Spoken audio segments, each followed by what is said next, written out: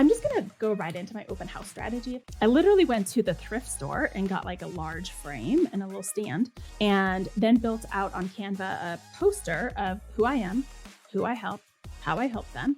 You know, like you can scan it to go right to my website that I also built kind of through that agent grad school program. That was how I built business, because I would set that up so people could see it before they saw me. This is The Agent Goldmine, where you'll find real talk, and ambition. We're here to build real businesses and be more than your average agent. We want to know what the killers are actually doing within their businesses, the reality of it. All tactical, no fluff. So we're here to find out. Please share and enjoy. Welcome back to another episode of The Agent Goldmine Tag. Today we have Libby Earthman in the house. And if that name is not already familiar to you, it will be after the show. She is actually partnered with Mindy Jensen, whose episode came out a couple of episodes ago. So you guys work hand in hand. You are a full-time agent, and your previous job was working with billionaires. So you know, like the systems and the processes that you have down, your level of expectation is high. And I love this because so many agents are so unorganized and here and over there and everywhere. So I know now, like even before we even started this podcast, I know exactly why Mindy loves you. So freaking welcome to the show. And we're excited to have you. Oh, I didn't even go through like any of your Hold on. Okay. So you've been Do it. You've been a solo agent. So even though you and Mindy Jensen are partners, you've been a solo agent 2 years and a couple of months, with just this last year being full time. And we're going to go deep into your open houses. Well, really any direction you want to go, Libby. This is your I've got many show. directions I would like to take you. Ooh, okay. And Wow. then you've done like 15 closings in the last 12 months. So welcome to the show. And Thanks. Let's get this party started, baby. Well, thank you. And thanks for having me on. It's Libby. really nice. Yes. Yeah. We're so excited. Okay. Shelby's already interrupting. That's how excited she is. I'm just kidding. Right. Well, I know you have a really cool story too, but I don't know all of it. I just know enough little teasers for Mindy for me to be like, pumped. So can you tell us a little bit about your background? You can talk about the billionaire, some fish things I think are in the story, some sensory stuff. Can you give us some context here? Yeah. So from like the time I was a wee lass, I really wanted to be in fish and river conservation. I've been fly fishing since I was a wee kid. And so I worked really hard all the way through high school and college and finally got hired. And so after that went on to work in AmeriCorps, where I met my husband doing salmon and watershed restoration, making peanuts, and then continued in that profession for about, in total, I was professionally engaged in watershed restoration and nonprofit management for about 20 years. So yeah, that was my background. The last 7 years I was with a national organization, Trout Unlimited. And there, for the most of the first part, I was managing West Coast philanthropy. So working with, founders and funders and CEOs of really big companies. And, my expectations, both of myself and just kind of the way that I was serving them as donors to the organization, but also how I serve my clients, it's really high.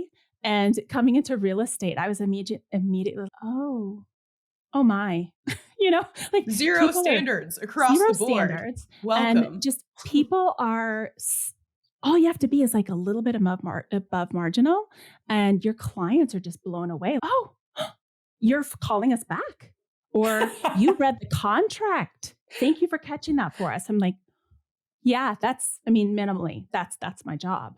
So I kind of made the transition to real estate. COVID kicked our family's butt. My husband is a water resources engineer, and we have a kiddo. We are foster parents. We're adoptive parents now. And between, having a trauma-informed and trauma-responsive household, and she's autistic, she has special needs, it was just like that. And then COVID and everything else, it was like, oh, we are all so miserable. This is not working.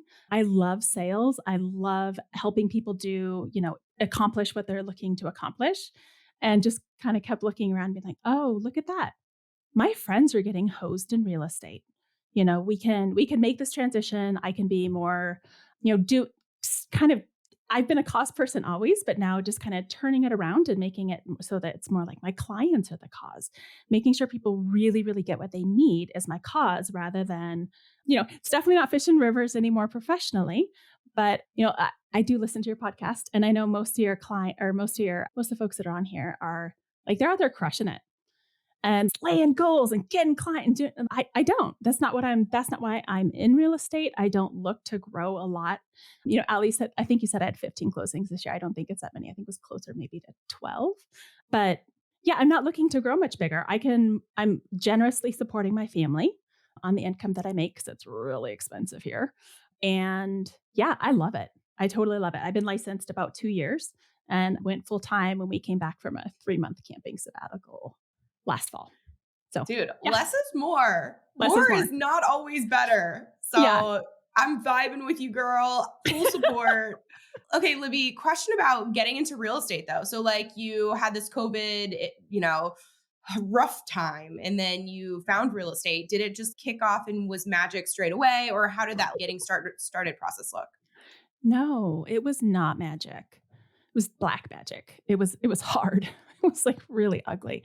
So yeah, I made the transition and I was just kind of going part-time, like real just helping Mindy now and again, doing little things here and there. And at one point it was my first brokerage, which Mindy had recommended that I join. It's here in Longmont. And the broker looked at me because I'd very kindly, like I'm not an in your face kind of person. I had mentioned like, oh, you've been calling me Lib.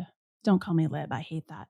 She'd been calling me Lib in these meetings, these training meetings. And I just called her afterwards one meeting and said, hey, I don't know if you know, but my name's Libby. And she suggested at that point that I change my name. And I was like, What? What? I've never had anybody suggest that, but it was too hard for her to remember. And I was like, well, that's a really bad fit. Clearly she's not into me. So then I moved. Mindy was at a different brokerage at that point out of Denver. And I was like, oh, sure, I'll just join that brokerage. And was working on a deal. And the buyers, they're military, they're out of town, and they're in England at the time. And man, their home inspection report came back as garbage. And so I encouraged him to cancel the contract. And my mentor at that time at that brokerage was like, oh, do you not know how to make money in real estate? And I was like, next. Wow. So Damn, girl. yeah, so it was garbage. It was just like, wow, people are so crummy in this industry. Yeah. And I don't understand why people can be okay with like marginal writing, marginal grammar, marginal service. It was shocking. So yeah, so I traded brokerage one more time, and so now I'm at location, and it's been pretty awesome since I moved over to location. Okay, well, but Libby, so you found the right brokerage for you in this moment in time. Where did your business come from? How did you get your clients? Yeah. So, I hope it's okay. I want to make a quick plug. I'm part of a business coaching program called Agent Grad School with Jennifer Myers. And so much, I don't want to say like all of the genesis of all of my thinking and all my approach is me at all. It's not. It's either like partially from and kind of ripped off of or like inspired by the thinking that she like gives us.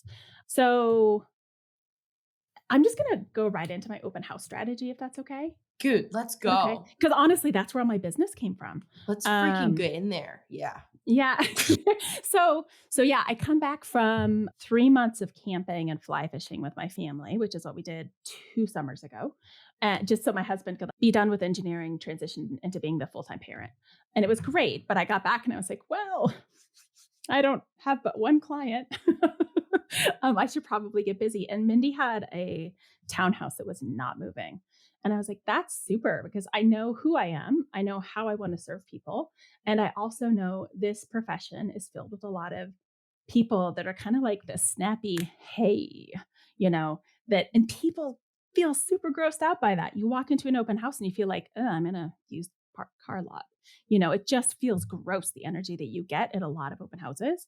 And so I literally went to the thrift store and got like a large frame and a little stand, and then built out on Canva a poster of who I am, who I help, how I help them.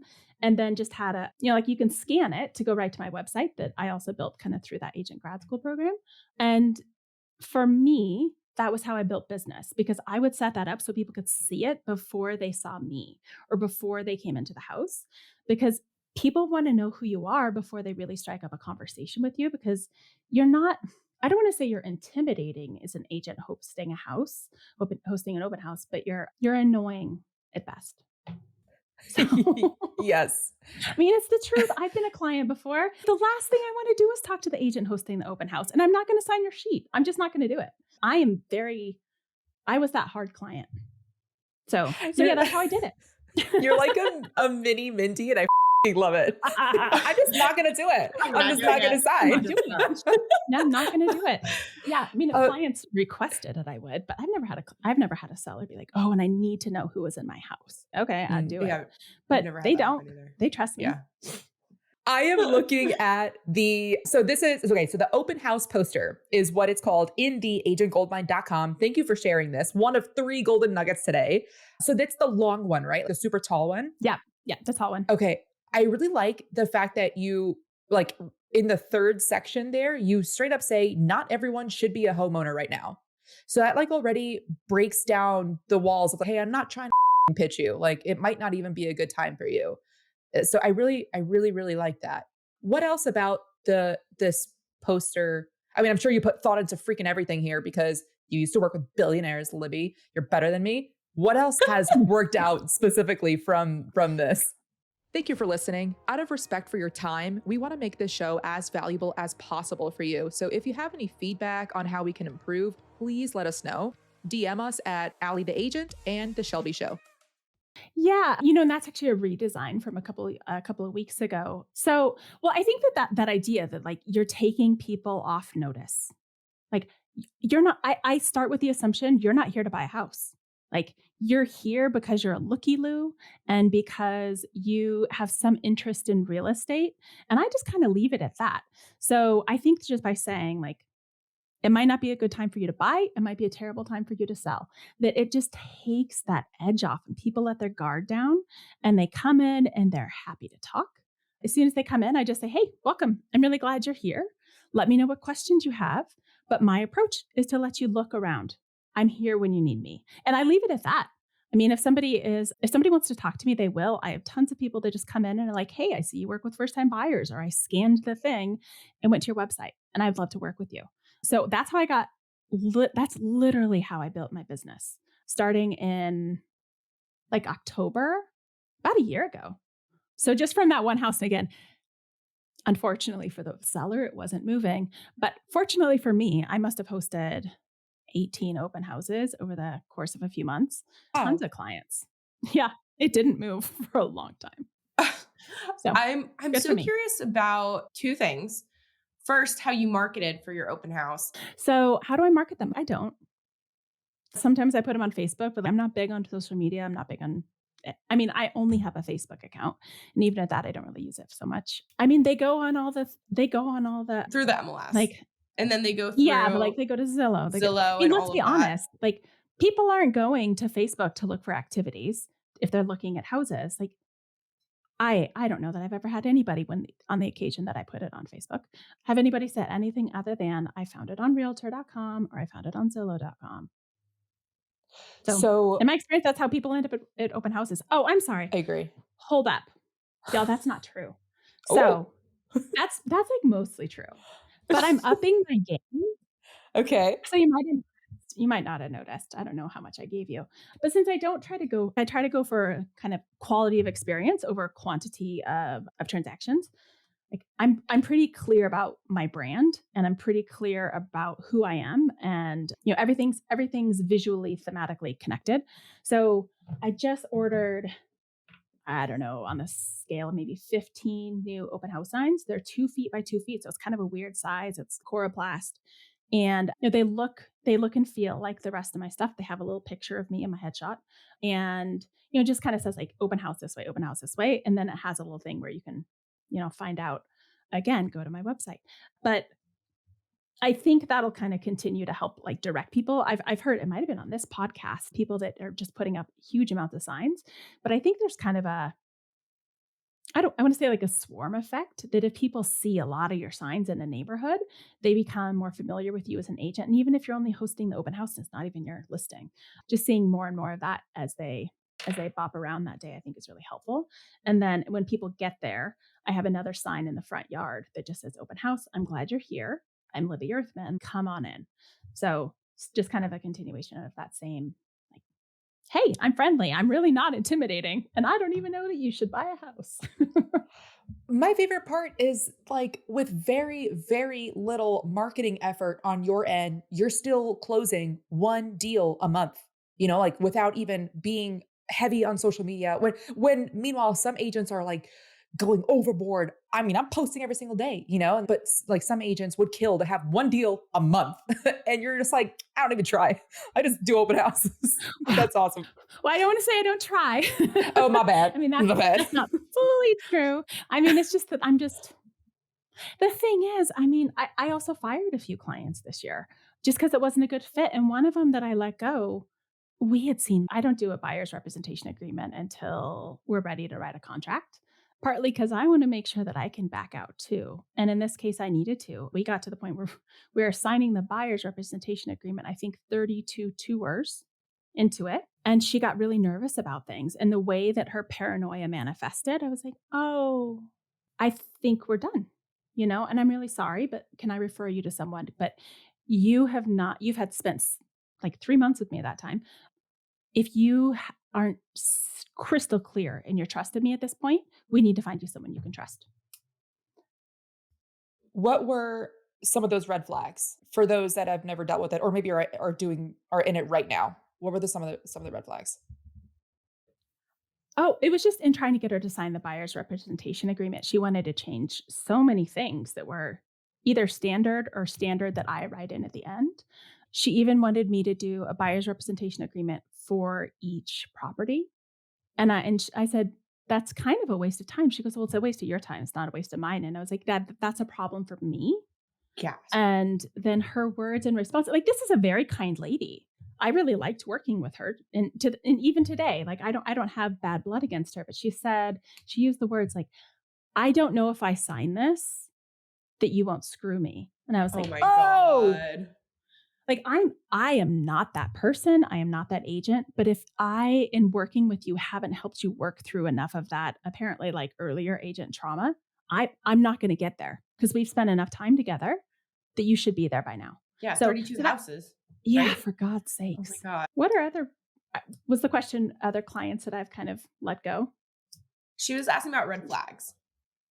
Oh, actually, it was my first ever client and also the first one I let go, same person or same couple. They showed up, they didn't have much money at all, saved for a down payment, which I understand. And also they showed up in their $40,000 truck that they said they were going to sell to, be ready to make a house purchase. And hadn't seen him in a few weeks. They told me they had put it on the market and were selling, and they showed up again in that truck. And I was like, so how's that going?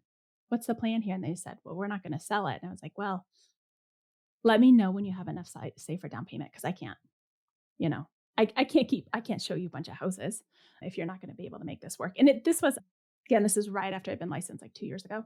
So things were just moving way too quickly then to not have enough cash to buffer your purchase. So Good red flag. Okay, Libby, I'm gonna pull it back to the open houses. I gotta finish out my thought on this. So the marketing comes from the MLS, which feeds to Zillow and all of the online sources. Then you put the signs out in the neighborhood. You have the sign out in front of the house, and when people walk in, you address them and welcome them friendly, but then you give them their space. And then from this point onward, is there what normally happens? Like people are like, "Hey, I liked your sign, and you didn't attack me. Therefore, I'm going to ask you questions." Or what does it look like? yeah, I would say, giving people space, I think people find to be so respectful because it's not what they experience at most open houses. People like respond to that in a magnetic way rather than in a repulsive way. And I think people are afraid that if they're not kind of like pursuing people that come into the house, that they're going to lose clients. And maybe that's true. I'm not saying that I like click with every single person who comes through the door. But yeah, in my experience, just giving people space, they find it respectful and it just becomes really clear to them that this is somebody that, I could work with this person. They're not making me answer questions that feel really uncomfortable. And I think that that's commonly an experience of clients going or potential clients walking into an open house. So how does it progress? Trying to think. It depends. I mean, it just totally depends. Like they might ask a question about the house and then we talk, or oftentimes somebody will say, I noticed on your poster that you XYZ. So they take the time to read that because that's in their own space, that's on their own time. And so it just kind of it's like that icebreaker conversation starter that is done in a way that's totally not intimidating and non-committal. So yeah, I would say most people approach me sometimes I'll ask right before they leave if we haven't interacted, do you have any questions before you leave? And or do you have anything you need me to send your agent? I'm happy to do that. In fact, my most recent closing came from that. I was speaking with an older woman and just speaking with her, she's a caregiver for a woman in her 60s. Like this woman was in her 80s that I was speaking to, and she was looking for a house that would be appropriate for herself and the woman with autism that she is a caregiver to. And another client, and what now became another client, we just closed last week, and I list their house next week. She just was listening in, and she was like, "Wait, you really understand autism, and you have a certain sensitivity and understanding to all this." And so she just joined the conversation. And afterwards, like I didn't ask her what her plans were, but she just said, "I want to keep in touch." And I'm like, "Okay, I'm going to leave it on you. Go ahead." And she followed up the next week and said, "We'd like you to represent us on our purchase and sale." So I don't know. It works for me. I don't want to say it would work for everyone, but I was that client when I was buying and selling. Like I didn't trust my agent. I didn't trust any of them. 3 different ones. Well, my most recent one I trusted well enough, but I was So, not going to divulge anything. so what is your body language like? Like when people walk through the door, because I'm thinking about what I'm doing whenever I have to do an open house. I'm on my computer. I'm doing work. Hey, come on in. Yeah. Yes, Are you absolutely. on a computer? Are you like, where do you place yourself Mhm. in a room, in a house? Do you put the laptop Libby, we need a away? demonstration. We need everything. Do you Stand walk up. to No, the just kidding. door? Yeah. Just kidding. Um, Don't do that. It'd be funny though. like over there pushing at my no, I'm always no, God, no, I do not walk to the door. I also keep bear spray right next to me, just to be clear. Like I keep it behind one of my little displays, so it's not super obvious, but I'm not completely naive that there's a reality of weirdos coming in. My body language is just like, no, hey, what's up? I'm usually working on my computer, some sort of blog post for my website or doing something for a client. And I'm clear about that. Hey, I'm doing work right now. I'm happy to talk if you need anything. But yeah, I do not stand up. I don't get up to greet them. Yeah, it's welcoming but real casual because I'm real casual. I mean, I'm wearing a sweatshirt on your national podcast. It's okay. We're the most ratchet. You're here with friends. So yeah. No, I'm just real casual. I mean, it's just like how I am in life is how I show up for business and clients. Other than I don't. The holy sweatshirt business is not my my contracts are a lot tighter than that. This leads us right to the other golden nugget that you provided, which is called the sensory banner or sensory banner. Can you explain what, because you've mentioned this a lot throughout your interview so far. Can you just explain overall for people that have never heard this before? Give an overview and Yeah. So again, I have a child with autism and a history of trauma. So individuals that have experienced that either are neurodiverse, so they're on the autism spectrum, they have ADHD, they have experienced extreme trauma. And some people just not. Some people just have very sensitive sensory systems. So our senses are not limited to like touch and sight and smell. There's also a lot of different senses that if you haven't been tuned into them, you don't think about them. But stuff like interoception, the way your body feels on the inside. So you know when you have to go to the bathroom, right? Or when you're hungry. That is a sense. That is one of the senses in your body. There's vestibular, so the way that your body is moving through the world, so you don't crash into things, and you have a sense of where your body is in relation to objects. Proprioception, the feeling of compression in our joints. So it's all these things that if you would have asked me 10 years ago, number one, I either would have been real skeptical, like, that's not a thing. Or I would have thought people were being like way too sensitive. And now so much of my world revolves around this, around just having my kiddo has an extremely, extremely sensitive nervous system. And the last time that we were looking to buy a house, if you're an individual or somebody who is yourself neurodivergent in any way, or like caring for somebody who is, things can be really hard, like really hard all the time. And they were, at that point, they were like drowningly scary hard for us when we were looking for our house that we have now. Um, and our agents were so nice and they really tried to listen to us. And also we were humiliated because it is entirely reasonable for your agent to ask you to suggest things that wouldn't work for your family, but they wouldn't know. And so it's really hard to kind of pull this information into your own understanding if that's not the world you're living in, but it was the world we were living in. So she would say things like, "What about this house?" And I'm like, "Oh, the ceilings are too high. That would be hard for my kid. That'd be really triggering." Like, okay. Or what about this? "Oh, that's 2 blocks from a lake. That's not safe for my daughter," which at the time it wouldn't have been. And I have an understanding that of what my daughter's at that time, what her trajectory could have been. It ended up not being. She's not an eloper. And also, a lot of children with autism are. So, do you guys even know what elope means? In this context, we got to shake, shake, shake, shake, shake. Okay. So elopement is, you see it in especially kids who get really overwhelmed. It can transition into adulthood too. But it's, whoa, things got so big and they bolt. So my kid for a while was an eloper. She's not anymore, thank God. But it also meant that our ability to keep her safe was like paramount to our housing search.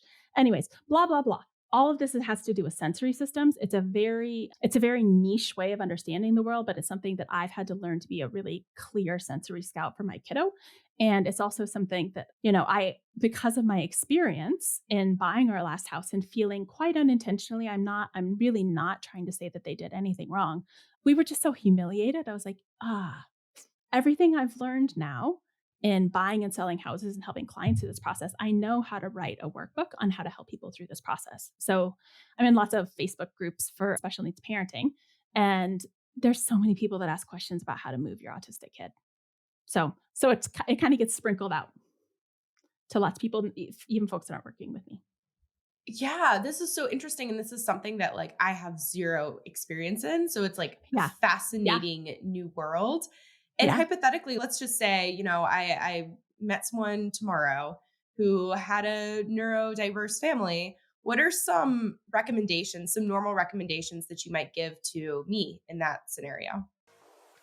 Yo, real quick, this podcast is not free. Cost of admission is sharing with a buddy who'd benefit or throwing it on your Instagram story. Tag us, we'll reshare that. Well, it's, the workbook's broken into, I think, 3 sections. The first one is kind of sensory scouting of understanding what are the types of things that are really important to the person that you're supporting or to yourself. So my kiddo, for example, she's a little less so this way now, but oh my God, when she was younger, her attraction to water was just over the top. And she's a climber. She is like a monkey. So she was constantly trying to climb our pedestal sink and play in it. And that's so, so, so dangerous. So just being really aware of, okay, here's a child who needs a lot of water play in order to regulate. So regulates like in order to be control your emotions, right? So it's another word that's very common in my world. Um, so so yeah, it might be like water play. Is there a safe place to do that? Or if all those things are pedestals, you need to have a plan ahead of time. It's looking around at the neighborhood. Are there dogs nearby? Visit multiple times. Are there dogs nearby that are going to bark incessantly? Because my kiddo, straight to the moon. You surprise her and she is launched. Are there, if you have an older person who needs help or support in crossing the street, is the infrastructure built that way? So that when there are street crossings, it's going to be really clear where to, are there lighted crossings? Are there painted crosswalks, that kind of thing? So that's kind of the early part in searching for a house. It's much more in depth than that, but off the top of my head, those are some. And then as you get ready, a lot of it's about getting ready to move. So as you get ready to move, kind of the process of creating a visual calendar, which, the easiest way maybe to explain it would be like a daisy chain that you make with construction paper like you did in preschool. So oftentimes if you have neurodiversity, you have a harder time with things that are not concrete. So making things visual, making things concrete, helping just kind of establish some of those things ahead of time. There's somebody probably told me this phrase, but I didn't I don't know. I actually don't know where it came from. Maybe I made it up, but I call it visual anchors. So we moved our kiddo 3 times in 1 year. We didn't want to, but it's just kind of what happened. It was really hard every single time. And so I created before we actually I knew it was going to be hard. Everyone's, "Oh, don't worry. Kids do whatever you expect." Like just set the expectation. I'm like, "Not my family." So in her room, there's a certain way things were organized, right? So there's the crib in the corner. This particular picture goes kind of in the corner where and I'm sorry, it wasn't a picture. It was butterfly wings, these huge butterfly wings.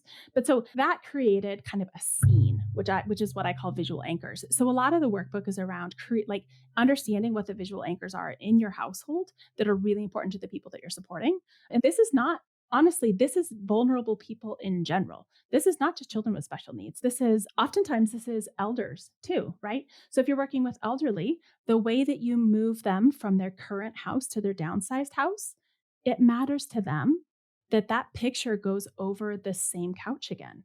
It matters to them the way things are organized in their next medicine cabinet. So yeah, it's a lot of stuff like that of just being really thoughtful about prepping for the move, prepping the people that are involved in the move because it's not just going to be you. It's going to be it's going to be movers. It's going to be people that are supporting you. And so just kind of like print out those pictures, have them all over the place, like on the boxes, on the walls of the house you're moving into. So yeah, I mean that's a lot of talking, but No, it's that's all what that really is. helpful information and it's so far off from anything we've ever Yes. discussed on this podcast. So Yeah, I know that, people who have been in those situations and have no idea what to do are probably like, "Thank you," at this point in time, especially because they know that they can reach out to you after the fact to get all the details. for sure. I have a question about so when you first hopped on, you were very clear about I know who I am, who I help, how I help them. There's a lot of clarity in the way you talk. And then as you moved along, you're talking about, the sensory piece. And so my question is about your personal brand. It feels like you have a really clear identity on who you are. And I know a lot of people struggle with that. So I'm curious if you had any advice on developing a clear personal brand. Hmm. If if I had my druthers, obviously I would brand myself in a way that would like target people with disabilities, right? That's not appropriate though, right? That's a fair housing violation. So I don't do that. And so what I tried to do is think about what are the things that really light me up and what are the things that I think I can bring that are not there right now. Right. And it's like slinging hamburgers. Like anybody can do it. Anybody can buy and sell a house. And also, it matters how it's done for the end user experience. And so for me, I say, and I built all my processes to serve first time buyers and first time sellers because those are the folks that need the most support. And so, you know, when I think about like how did I build the brand is number one, just really authentic because people meet me and they're like, oh, look, you actually want to make sure that this does not fail for me. That's just true. That is who I am. And then building processes around that and being able to speak to that, everything I built, again, with the help of Agent Grad School for sure, is really around just making sure that the most vulnerable populations that I serve are really well attended to. Does that help? I'm like, yeah, that's how it worked for me. I don't know how it works for other people. I mean, in my prior jobs too, like I was an executive director at one point. Branding really not just the brand is everything about what you do, right? But also the visual identity, like that was really important to me, just because that's something I've done before. So I think that helps. Like it's pretty recognizable and a little bit different. So Thank it's you. very naturey. Shifting gears a little bit, or maybe just going back to open houses, what do you find are the best dates and times that you like best for the most Yeah. interaction? It depends. It depends on weather more than date or time, in my experience. Oh, Colorado. Yeah, I mean, isn't it like that everywhere though? I don't know. But when weather is garbage, nobody's coming out. Like it's a volitional thing to go to open houses. If it's crummy out, like nobody's going on really, you don't want to be anywhere near when the sun's setting. So like right now the sun sets at 4:40 where we are. So you don't want your open house to end at 4 o'clock. If you're my experience, nobody really shows up to a 10 a.m. open house. 11 tends to be a little better. I've tried midweek. I haven't had a lot of success in that, but I know other people do. And I don't know if that's just a product of what I've experienced so far. I'm not ready to write it off. But yeah, I would say kind of late-ish middle morning and not late at all. Totally unrelated. When I Oh, first got hit me. licensed, okay, well, kind of related. When I first got licensed with EXP, there is something called like the EXP workplace chat. So it's like a Facebook type thing where like realtors from and any of the Facebook groups can just interact. So there are a bunch of like open house pages. So if you have a listing, you can just post it on there, and people within the brokerage will take the list or do the open house. There's this, so I had one of my first listings and I was like, you know what? I want to have as many open houses as possible for the seller, but I don't want to be sitting on every single one. I was like, might as well just try like middle of the week stuff like you just mentioned. And there was an agent there that was like, hey, at any time, any day of the week, I'm here for it. Just call me. And I was like, okay, I'm going to call this person who's very enthusiastic about doing any day of the week, anytime. I give her a call or I message her, whatever. She calls me and she's, oh, you want to do it on a Wednesday from 4 to 6? And I was like, yeah, I'm new, right? I'm like, hey, I mean, if it works on Saturdays, yeah, I don't even remember I think it was September, 4 to 6. So it doesn't get dark here. Like 4 to 6 is light at that time. And she was like, I'm going to have to bring my husband. I do not feel safe doing that. And I was like, then don't volunteer your fucking services. I was like, okay, no problem. I'm so sorry. I didn't mean to make you feel uncomfortable. I don't know why I just had to get that off my chest. Like people are like, oh my God, I'm open for anything. Oh, but not that. I'm going to have to bring Except my bear that. claw spray. Well, I do that. I know it's funny to me because people, I mean, and I do believe that there is a true danger for sure of being sitting in a house by yourself. Although honestly, I don't know how it's totally different than sitting at your house at home. That's what I'm Um, saying. But anyway, go on. right. But I guess I don't leave my door open and welcome people into my personal home. So I guess it's a little different. And I did have one. He wasn't dangerous, but sketchy dude. So I was like, oh, I'm just gonna move a little closer to where I know I can grab my bear spray. Yeah, I don't know.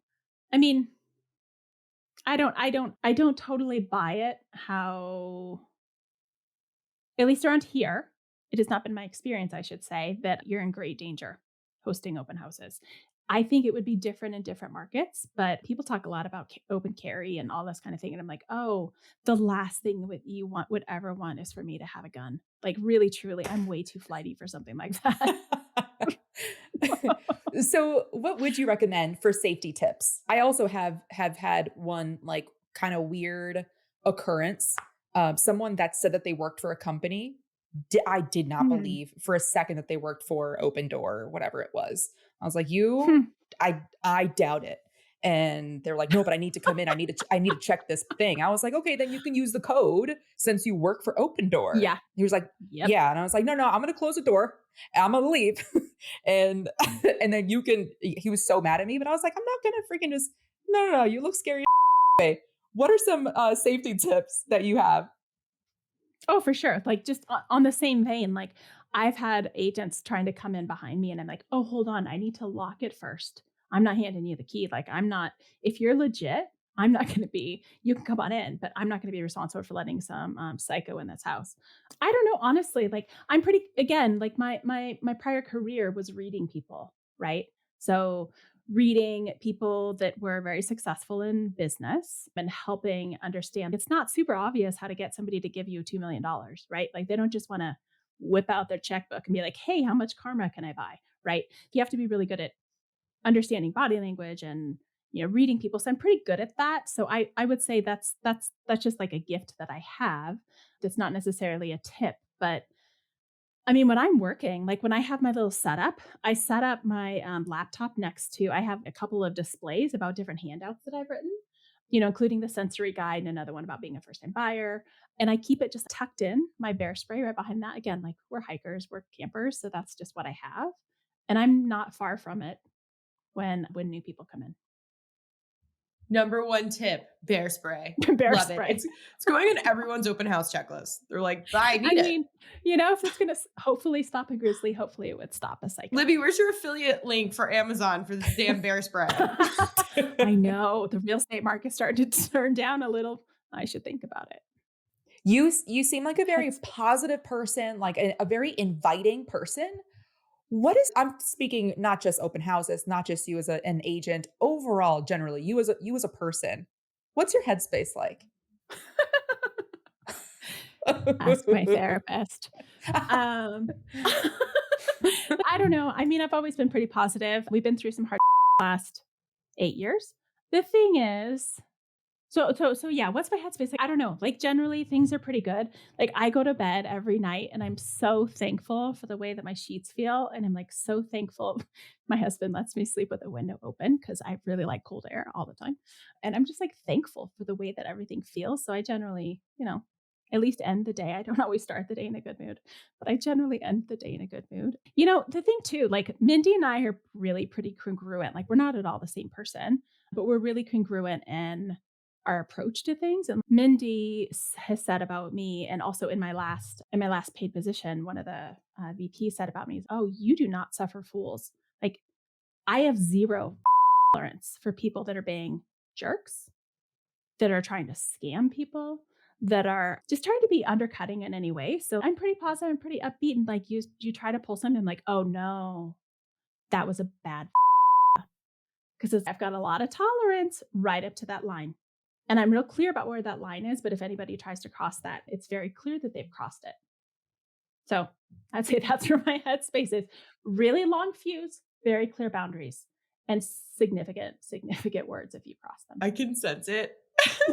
Just from the beginning. And I almost slipped up once. I was like, what do you think, Libby? Libby? Don't call me Lib. I know. We get canceled. Okay. Libby, is there anything that you were just dying to share on the show today that we did not touch on?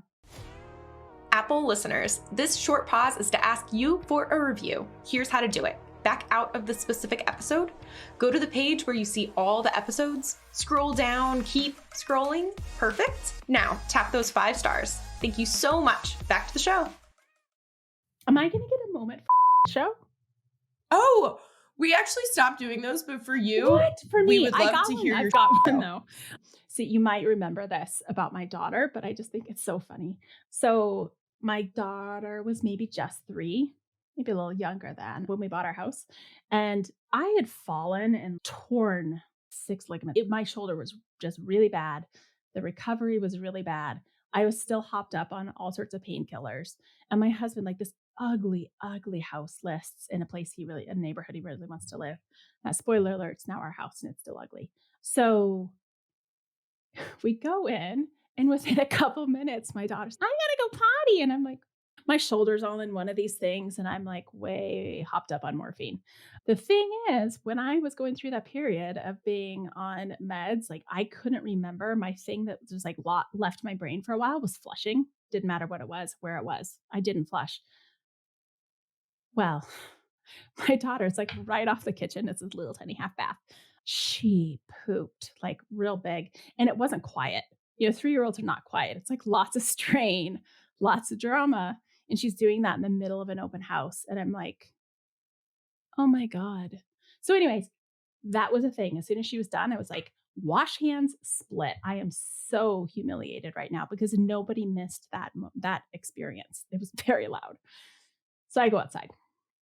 Well, we're doing the final walkthrough and the sellers are there, and the seller's telling me about how people are just so disgusting because some it during the open house and didn't flush it. And I was like, Oh, who would do that? people are Jeez. terrible. That's awful. That's and I was disgusting. like, oh, that fits the pattern. that was definitely us. Dude, I'm so glad you shared that. And it's classic to the show part of moment. Not everyone did it. Guys, if this is the first time you've listened to this, you got to go back to episode number 2 and hear Allie's show. What about yours? No, mine. You don't need to go back. You don't need to hear mine. Yeah. So that was my shit show. Thank you for giving me that moment because that was a special time. Dude, thank you for sharing. Yeah. Yes. Okay. Anything? Oh, yeah. Allie, you go. Aw. Okay, thanks. All right, Libby. Was there anything else that you want to mention before we go to our wrap-up questions? I don't think so. Nope. Excellent. What is your favorite app or tool in personal life or business? Just my phone. You guys, I'm not that technical.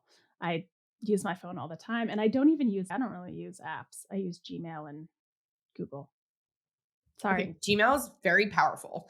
The whole Google Google's thing just sweet. I mean, blew come my on. mind the other Come day. on. So I know. that's I all you do need. everything on Google. So Yeah. Good answer, Libby. Question number 2. What events, if any, are you going to in the next 12 months? I don't really go to events, y'all. I don't have the freedom that my family doesn't look like most people's. I can't just pick up and leave. That's not a thing for me. And also, most of those events are about quantity, which is awesome for most people, right? I say that having never gone, so I don't know better. This is me being an assumer. But, from what I've seen, those are about like really doing high production and like increasing your revenue and this and I'm like, I'm where I need to be. It's not the kind of thing that I'm looking for right now. Correct me now. I'd like to hear why you guys. Allie and I just like to go and hang out. We're Be like, fuck roomies around. and jump around Yeah. in our Agent Goldmine swag, Yeah. like skipping through the halls. Yeah, so that's no longer where I am in my life. Maybe I'll get back there someday when I'm good and old. I don't know whether you called us Older. young or old in that one, but I'm just going to move on, Libby. Okay. How can we help you in your business? Both Shelby and I and the audience, people listening to this. Oh, for sure. I would say if you're looking for a referral partner, specifically in Northern Colorado, I'd love to help you. And I've also been building out a network of folks that understand more of the sensitivities that can come for certain vulnerable populations. So yeah, if you are one of those people that really understand some of the more vulnerable populations and how to apply the systems you're already using with everyone, but make sure that they're adjusted as needed, reach out to me because I want to meet you. I want to make sure that I'm sending folks to you. I've had maybe just one, maybe two though, disappointments of folks that I've sent to other agents. So in different regions. So reach out to me. If for some reason, if you guys need anything, like you're looking for a sensory moves guide, reach out. I'm happy to share it. Which is a perfect segue into our last wrap-up question, which is where can people find you, Libby? At my name, which is libbyearthman.com. Earth like the planet, man.com. Perfect. And then also, I think you provided some social media links. I'm like scrolling up trying to find them maybe. But if you did, all of them, listeners, it's your lucky day. They will be in the show notes for you to click. Make sure you go there and follow Libby in her journey and send her all the referrals and support and good vibes in the whole universe. And Libby, that is all we have for today. Thank you so much for being on the show. We loved having you. And listeners, I know that you're going to go and hang out with Libby. Come hang out with Allie and I too. We're the Allie, the agent, and the Shelby Show on the gram. We want feedback. We love it. We want to know what you like and what you don't like, especially what you don't like. I mean, we got thick skin over here. Hit us with it. And we want to improve and be the best show there ever was. So please do that. Otherwise, guys, that is all we have for today. Libby, thanks again. And listeners, this one's for you. Be a bro and share this show. I love that. Yeah, thanks for having me. This is awesome. Thanks so much for listening, dude. If you want the golden nugget that this guest provided, see the show notes or just go straight to theagentgoldmine.com. That's where we keep all our resources for you. Till next time.